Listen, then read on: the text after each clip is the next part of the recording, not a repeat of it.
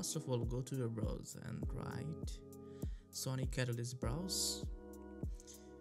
Go to the first link and then the home page. Go to the download now button.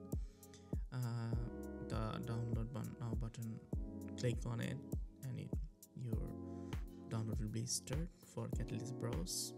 If you are using Windows, it will be down to exe file, and if you are using Mac, it will be download DMZ file. So I already downloaded.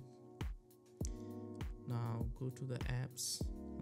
I will search that apps, Catalyst browse. You can see in a second it will be start the interface.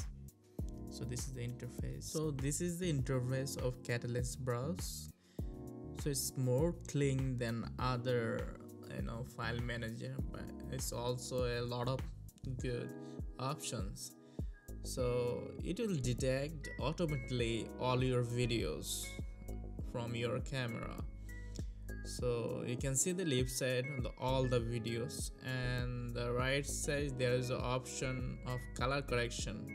Underneath, I think in the left side I can see the stabilized options in the left side, and you can see the right side color space. You can change the color space, also all the color corrections indicator. So in the left side underneath, click the stabilize button. You can see that it's analyzing the clip.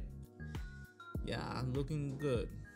Yeah, left side it is a before after effect. So left side is a before and the right side is a after. Play it. I think we need to play. Okay, you can see the difference. Oh my god, the shakiness is gone. It's like magic. It's working like a magic. Wow.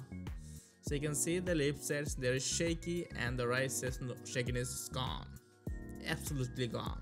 I can't see any shakiness.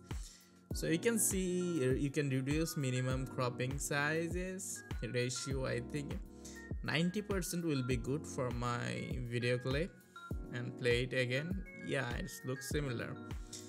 Or you can reduce 50%, then it will be more stabilized. So this is the greatness of Catalyst browser. If you are issue with your camera rolling shutter, it will be gone if you are using Catalyst browse. So that's it for now. Bye.